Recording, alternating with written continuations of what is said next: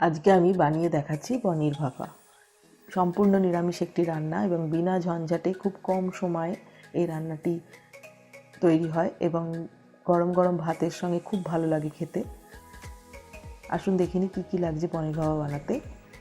আমি এখানে পনির চৌকো করে কেটে নিয়েছি। লাগছে দই, সর্ষে বাটা, কাঁচা লঙ্কা দিয়ে বেটে নিয়েছি, পোস্ত বাটা, নারকেল বাটা, সর্ষের তেল, চিনি, নুন, হলুদ গুঁড়ো আর লাগছে দুটো কাঁচা লঙ্কা চিড়ে নিয়েছি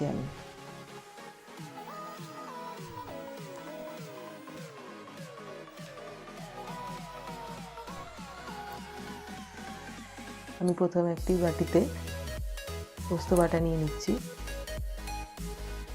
2 টেবিল চামচ আমি পোস্ত বাটা নিচ্ছি।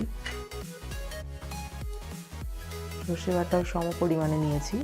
এখানে আমি সাদা সর্ষে দুটো কাঁচা লঙ্কার সঙ্গে বেটে নিয়েছি, 2 চামচ সাদা সর্ষে। টক দই নিয়েছি 2 টেবিল চামচ।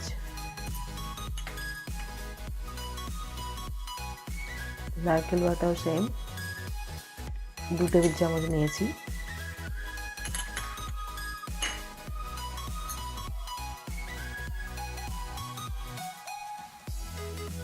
সর্ষের তেলও আমি এখানে 2 টেবিল চামচ দিলাম। দিচ্ছি সামান্য চিনি, খুব সামান্য, হাফ চামচ মতন। নুন স্বাদ অনুযায়ী, যে যেরকম খাবেন সেই পরিমাণ নেবেন। আর সামান্য হলুদ গুঁড়ো, খুব সামান্য। ডেসক্রিপশন বক্সে কোনটা কি পরিমাণ আছে আমি দিয়ে দিয়েছি, দেখে নেবেন।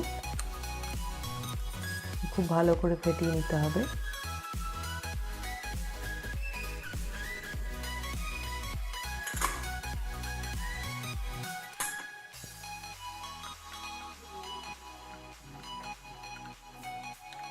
সর্ষের তেলটা যেন একদম ভালো করে মিশে যায় সেরকমভাবে ফেটিয়ে নিতে হবে।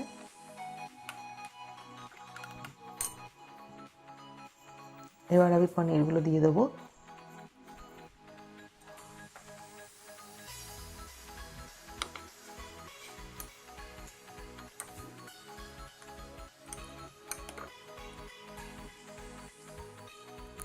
পনির ভাপা গরম গরম ভাতের সঙ্গে খুব ভালো লাগে খেতে এবং খুব কম সময় তৈরি হয়ে যায়, ঝঞ্ঝাট কম বানাতে।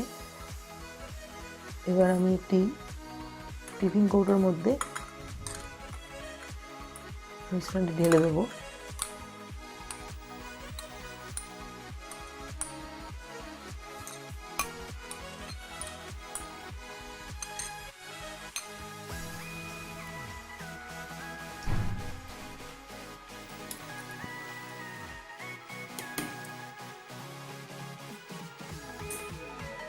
দুটো চেরা কাঁচা লঙ্কা দিয়ে দিচ্ছি ফ্লেভারের জন্যে।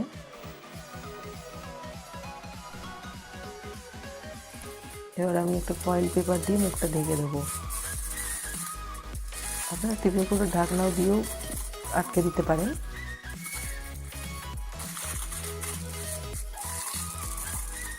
ভালো করে মুড়ে দিচ্ছি যাতে জল ভিতরে না ঢুকতে পারে। এবার আমি কড়াতে জল দিয়ে দেবো।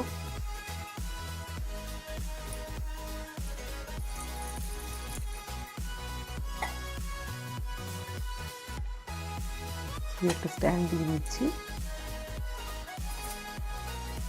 তার উপর আমি বসিয়ে দিচ্ছি। এটা কুকারেও করতে পারেন বা মাইক্রোওভেনেও করতে পারেন। কুকারে দিয়ে 2-3টে সিটি দিয়ে দিলেই হয়ে যাবে। কড়াতে আমি 15 মিনিট ঢাকা দিয়ে আমি একটা স্টিম দিয়েছি।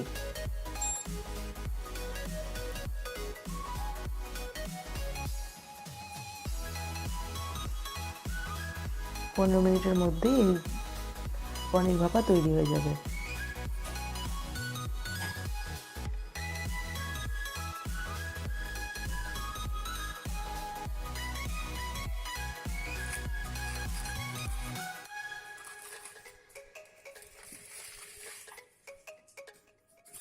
পনির ভাপা তৈরি হয়ে গেছে।